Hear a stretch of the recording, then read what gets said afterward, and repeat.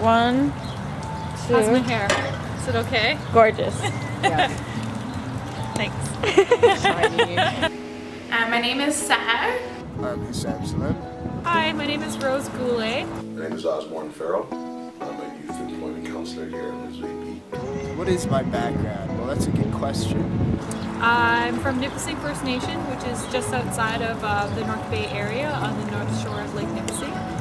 I grew up in Toronto and my name is Persian with an Arabic origin. I also have Chinese origin, so the pronunciation of my name in Chinese is Tusiusiu. My parents are from Uganda, my dad, and my mother's from Tanzania. I was actually born in Quebec, but I moved to Kenya, then I moved to Ottawa, then I moved to Kenya, and now I'm back in Toronto. I'm Aboriginal and African Canadian.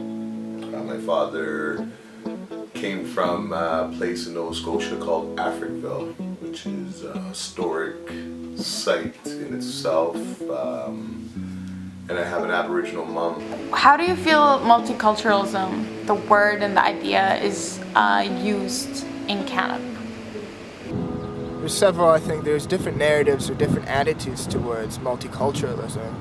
I think the word multiculturalism in Canada is a twisted word. It comes in one way from a place of beauty where there's a lot to embrace in terms of diversity, in terms of richness of people's backgrounds, but at the same time in many spaces it can be considered a myth where we're talking about something that doesn't actually exist. Multiculturalism in Canada, you know, as people, Canadians are always seen as this very tolerant society, very liberal society, but it's politically correct in the incorrect ways, as much of an oxymoron as that seems. Multiculturalism, yes, but as long as they're living harmoniously, then you can give it that label, the multicultural, capital of the world. You say Toronto is, and but you got to be very careful. It's a feel-good term just to pat ourselves on the back saying, oh, we're multicultural, we're Canada, so that's fine. That's all we have to do, and we don't really have to actually look past that barrier and just sort of see the reality for what it actually is. I believe dominant multiculturalism has actually been used to mask the crimes and is actually used to create a space to actually not actively engage in these historical crimes. It says we exist in a post-racial society where it creates facades of sort of blindness, of color blindness, and doesn't actively seek to include those stories of the oppressed, but rather see multiculturalism as a from the voice of from the dominators, and I think that's very dangerous. It's a term that I embrace as my identity, but I realize that often in spaces that it can be seen as something that gives one definition to a very complex thing.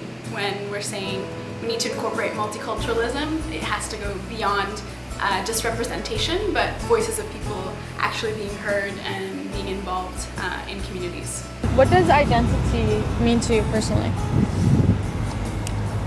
Identity, Identity is really a knowledge of the self and trying to understand who I am in relation to my peers, in relation to my family, in relation to my country or my so-called city. Identity is something I'm pretty sure anybody that comes from mixed heritage somewhat struggles with that type of identity. There was this, I guess an internal struggle when you feel, you're amongst black people and you're more fair-skinned than them.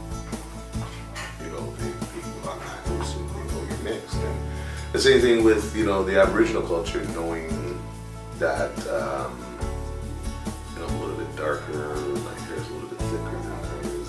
Obviously, there's an African side to me. And I guess the embracing didn't happen in my younger years. I used to live on a reserve out in Nova Scotia, and I wasn't embraced culturally speaking, racism. I face racism, lots of racism. Identity is a complicated question for me and for my family.